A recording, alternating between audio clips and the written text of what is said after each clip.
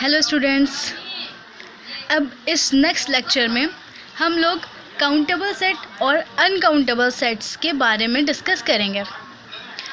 Countable और uncountable sets, mainly sets दो तरह के होते हैं, फाइनाइट सेट होते हैं और इनफाइनाइट सेट्स होते हैं। Finite sets and infinite set. Finite set जिनको हम एग्जॉस्टिव सेट भी कहते हैं और इनफाइनाइट सेट जिनको हम इनएग्जॉस्टिव सेट भी कहते हैं। तो सबसे पहले हम देखें कि फाइनाइट सेट जो होते हैं उनको हम काउंटेबल सेट ही कहते हैं, लेकिन जो इनफाइनाइट सेट होते हैं उनको हम काउंटेबल भी कह सकते हैं। यानी कुछ ऐसे सेट्स होते हैं कि जो इनफाइनाइट होते हैं लेकिन काउंटेबल होते हैं, और अनकाउंटेबल भी होते हैं। काउंटेबल सेट की डेफिनेशन क्या होती है? तीन चीज़ें, यानी पहली, अगर हम किसी सेट का सक्सेसर या उसका पहली चीज़, अगर हम उसका सक्सेसर डिफ़ाइन कर सकें। दूसरा, कि अगर हम किसी सेट का प्रीडिसेसर डिफ़ाइन कर सकते हैं। तो और तीसरी चीज़ होती है कि हम उस सेट के हर एक अलग अलग एलिमेंट को लेबल कर सकें।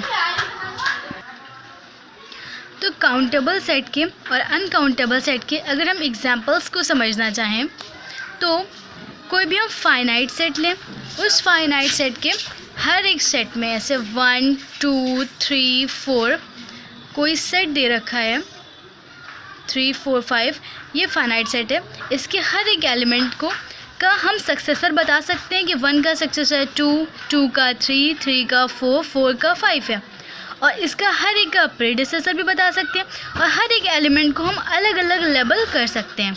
तो इस सेट को हम बोलेंगे काउंटेबल सेट। और अगर किसी हम इनफाइनाइट सेट की बात करें तो set of the natural number, set of the integers, या इन दोनों में जैसे हम देखें तो 1 2 3 अप टू इन्फिनिटी होता है। और अगर इंटीजर्स को लें तो 0 ±1 ±2 and up two plus minus infinity तक होता है। तो नेचुरल नंबर का सेट और रियल नंबर का सेट, इनके भी हम हर एक एलिमेंट का सक्सेसर बता सकते हैं, हर एक एलिमेंट को लेबल कर सकते हैं, हर एक का प्रीडिसेसर बता सकते हैं। तो इन सेट्स को भी हम काउंटेबल ही कहते हैं। फ़र्क क्या है कि ये वाले सेट को काउंटेबली फाइनाइट कहेंगे और ये वाले सेट को काउंटेबली इनफाइनाइट कहेंगे। जबकि अनकाउंटेबल सेट हम ऐसे सेट को कहते हैं कि जिस सेट का ना तो हम कोई सक्सेसर बता सके, ना तो उसका प्रीडिसेसर निकाल सकते और ना ही उस सेट को लेबल करा सकते हैं। जैसे set of the real number. Set of the real number में बहुत एलिमेंट, जैसे 0 से 1 के बीच में ही अगर हम एलिमेंट्स फाइंड करना बैठ जाएं, 0 से 1 के बीच 1/2 आ गया, इन दोनों के बीच भी देखें तो 1/4 आ जाएगा। और बहुत से एलिमेंट जैसे पॉइंट, ये वाला 0 से 1, तो ये वाला क्या हो जाएगा 0.1, फिर 0.2, फिर 0.3, 0.4, 0.5 करते करते 1 आएगा। अगर 0 से 0.1 के बीच एलिमेंट भी ढूंढें तो 0.01 आ जाएगा, 0.02 आ जाएगा, 0.03। अगर 0 से 0.01 के बीच देखें तब 0.001 आ जाता है। यानी इनफिनाइट एलिमेंट होते हैं और कोई भी हम नहीं बता सकते कि 0 के बाद एग्जैक्ट कौन सा वैल्यू पहले आ रही है। किसी भी हम अगर इसमें एलिमेंट को देखें, किसी भी नंबर को देखें, तो ना तो हम उसका प्रीडिसेसर बता सकते हैं, ना उसको हम सक्सेसर बता सकते हैं। अच्छा, लेबल करने का मतलब जैसे ये 1 2 3 4 5 चल रहा है तो हम उसका डाल दें कि nth टर्म इसका क्या हो जाएगा, n हो जाएगा। तो उसको हमने लेबल कर दिया, यानी उसका nth टर्म हम बता सकें। लेकिन रियल नंबर के सेट में क्या हमको बता सकते हैं कि इसका nth टर्म कौन सा होगा? तो ना तो हम इसका कोई भी फर्दर आने वाला एलिमेंट कौन सा ऐसा हो सकता है हम नहीं बता सकते हैं, 0 के पहले क्या आ रहा है वो भी नहीं बता सकते, और ना ही तो उसका हम कोई nth एलिमेंट निकाल सकते हैं। तो इसको बोलेंगे हम अनकाउंटेबल सेट। और एक और चीज़ की, जो अनकाउंटेबल का सेट होता है पूरे रियल नंबर को अगर हम इक्विवेलेंट करें तो इसको इक्विवेलेंट हम 0,1 के कर सकते हैं। यानी एक छोटा सा इंटरवल ले लिया, इस छोटे से इंटरवल में ही इन्फिनाइट एलिमेंट्स होंगे। तो रियल नंबर के पूरे सेट को जब बार बार में बात करना होती है तो हम क्या एक छोटे से 0,1 के इक्विवेलेंट देख लेते हैं। तो जैसे रियल नंबर का सेट इक्विवेलेंट इसके है तो ये अनकाउंटेबल है, तो ये पूरा का पूरा भी अनकाउंटेबल होगा। वो हमने देख लिया कि 0 से 1 के बीच में इनफाइनाइट एलिमेंट्स होते हैं, कोई भी हम एलिमेंट को बता नहीं सकते कि इसमें कितने एलिमेंट्स आ रहे हैं। अब कुछ इसमें थ्योरम्स होती हैं, उनको समझना कि कोई भी अगर काउंटेबल सेट है उसका अगर हम कोई सबसेट निकालें, कोई सबसेट छोटा सबसेट आएगा। इनफाइनाइट सेट में हमने ये इसका सबसेट बना लिया, तो ये भी एक काउंटेबल सेट ही आएगा। उसी तरह से union of the countable family of the countable set is also countable. Countable और अनकाउंटेबल की स्टोरी में एक और चीज़ आती है जिसको हम बोलते हैं ट्रांसफाइनाइट नंबर। ट्रांसफाइनाइट नंबर्स क्या होते हैं? तो ये दो ऐसे नंबर, जिस एक को हम बोलते हैं LF नॉट, एक को बोलते हैं, ये C होता है, इसको क्वांटिनम नंबर कहते हैं। LF नॉट और दिस इज़ क्वांटिनम नंबर, लिख लें क्वांटिनम नंबर, और इसको बोलते हैं LF नॉट। ये दोनों क्या होते हैं? पहले इनकी थोड़ी सी एल्जेब्रिक प्रॉपर्टीज़ समझें। तो पहली चीज़ कि अगर हम LF नॉट को एडिशन करें, LF not plus LF not plus LF not n times अगर हम इसको एडिशन करा रहे हैं तो वो LF नॉट के बराबर ही आएगा।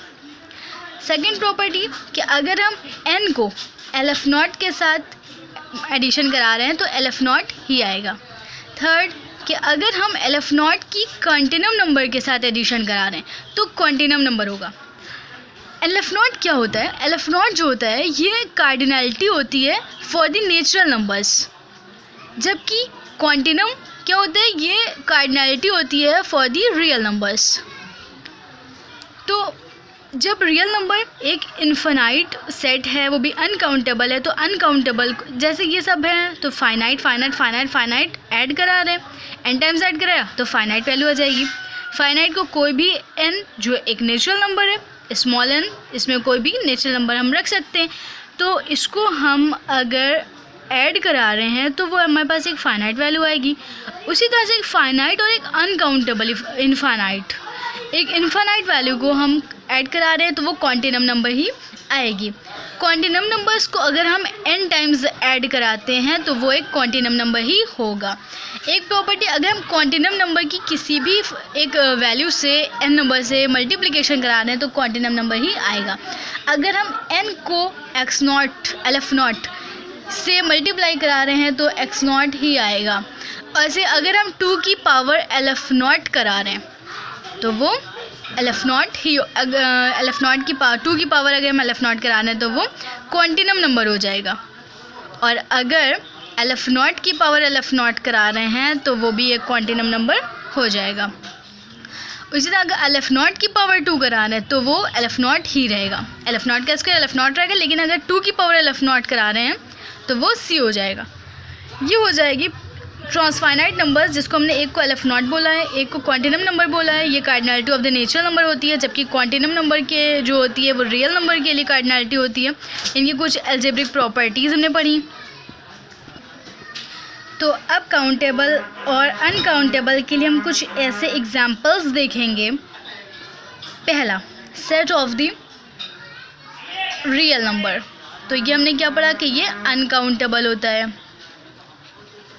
Set of the natural number, ये काउंटेबल पढ़ा। उसी तरह से सेट ऑफ इंटीजर्स, ये भी हमने काउंटेबल पढ़ा। अगर सेट ऑफ पॉजिटिव इंटीजर्स देखें या set of the negative integers देखें तो ये सब भी क्या होगा? काउंटेबल होगा। अगर हम सेट आगे बात करें रेशनल नंबर का सेट, रेशनल नंबर का सेट, तो रेशनल नंबर का सेट भी काउंटेबली इनफाइनाइट होता है, काउंटेबली इनफाइनाइट होता है। लेकिन अगर set of the irrational number की बात करें तो ये अनकाउंटेबल सेट होता है, similar to real numbers. Rational number का सेट जिसको हमने काउंटेबली इनफाइनाइट कह दिया, काउंटेबल क्यों कहा? क्योंकि जो रेशनल नंबर का सेट होता है उसको हम P अपॉन Q की फॉर्म में लिखते हैं। ऊपर कोई इंटीजर रहते हैं और अपॉन में कोई नेचुरल नंबर्स रहते हैं। तो ये क्योंकि इंटीजर्स अपॉन रेशनल नंबर के टर्म में जो भी इंटीजर्स होती है उनकी कोऑर्डिनेलिटी भी LF नॉट होती है, इंटीजर्स रेशनल नंबर की भी LF नॉट होती है। तो यहाँ पे कोई फाइनाइट वैल्यू मिलती है, जिस वजह से हम रेशनल नंबर के सेट को काउंटेबली इनफाइनाइट कहते हैं। नेक्स्ट एग्जांपल, अगर हम उसी तरह से जैसे हमने set of the real number के करस्पॉन्डिंग हमने इसको सिमिलर माना था 0,1 के, तो 0,1 को भी हम अनकाउंटेबल कहेंगे। और अब कोई अगर फाइनाइट सेट देखें, कोई भी फाइनाइट सेट जो 4-5 एलिमेंट 10-12 एलिमेंट यानी फाइनाइट हो, जिसकी वैल्यू हमको पता हो, तो वो सेट भी हमारा क्या होगा, काउंटेबल हो जाएगा। उसी तरह से अगर हम सेट ऑफ दी, अब हम कुछ ऐसी चीज़ें जैसे n क्रॉस n का सेट देखें, n क्रॉस n का सेट देखें, तो इसकी भी कार्डिनलिटी LF0, इसकी भी कार्डिनलिटी LF0। हमने कहा था LF0 को अगर हम n टाइम्स मल्टीप्लाई कर रहे हैं तो LF0 है, यानी फाइनाइट कार्डिनलिटी जिसकी आ रही है, तो वो क्या होगा, काउंटेबल सेट होगा। उसी तरह से अगर हम set of the algebraic number या set of the transcendental numbers को देखें, set of the algebraic number किसे कहते हैं, जैसे x² - 2 = 0 है, x = √2 आ गया, x = √2 आ गया। तो ऐसे तो हम लोग को पता है कि इरेशनल नंबर में आ जाएगा, लेकिन ये क्योंकि एक अलजेब्रिक नंबर है, तो अलजेब्रिक नंबर होने की वजह से इसको भी हम क्या बोलेंगे, ये एक काउंटेबल नंबर होगा, काउंटेबल सेट बनाएगा। और यहाँ पे जैसे हमने n क्रॉस n को देखा, उसी तरह से इसमें हम और भी देख सकते हैं, q क्रॉस q को देख लें, q क्रॉस z की बात करें, z क्रॉस z की बात करें, तो कोई भी हमारे पास इस तरह से सेट जिनका हम कार्टेशियन प्रोडक्ट ले रहे हैं, तो Cartesian product of the finite set is always countable set, तो ये सेट भी हमारे काउंटेबल रहेंगे। अगर देखें एग्जांपल के तौर पर real number cross real number, तो ये क्योंकि फाइनाइट कार्टेशियन प्रोडक्ट थे, इस वजह से इनको हम काउंटेबल बोलेंगे। ये इनफाइनाइट का कार्टेशियन प्रोडक्ट है, तो इसको अनकाउंटेबल कहेंगे। अगर पावर सेट की बात करें, तो पावर सेट क्या होते हैं कि जिसमें 2 की पावर LF0 टाइप की हो, तो 2 की पावर LF0 क्वांटिनम नंबर के बराबर होता है, तो पावर सेट जितने भी होंगे वो अनकाउंटेबल हो जाएंगे। Set of the polynomials, set of the polynomials P0 x⁻0 P1 x1 power plus P2 x⁻2 type के, कोई Pn x2n/0 टाइप का, यानी कोई भी पॉलिनोमियल लिखा हो। अब हमको देखना क्या कि पॉलिनोमियल में जो हमारे पास कांस्टेंट टर्म्स आ रहे हो, वो कांस्टेंट टर्म बिलोंग करने चाहिए किससे, कोई अगर फाइनाइट से, रेशनल नंबर से, नेचुरल नंबर से, इंटीजर्स से बिलोंग कर रहे हैं, तो वो हमारे क्या हो जाएगा, काउंटेबल। अगर वही set of the isolated point, set of the isolated point, ये अभी हम लोग जब आइसोलेटेड पॉइंट्स पढ़ेंगे उसमें अच्छी तरह समझेंगे कि क्या होता है। वैसे आइसोलेटेड पॉइंट ये समझना है कि किसी भी सेट में जो लिमिट पॉइंट ना हो उस पॉइंट को आइसोलेटेड पॉइंट कहते हैं। तो आइसोलेटेड पॉइंट का जो सेट होता है वो भी काउंटेबल होता है। आइसोलेटेड पॉइंट का सेट होता है उसको भी हम काउंटेबल कहते हैं। अब कुछ एग्जांपल इस तरह से आते हैं कि जैसे लिखा हुआ है f such that n goes to z2, इस टाइप में लिखा हुआ है।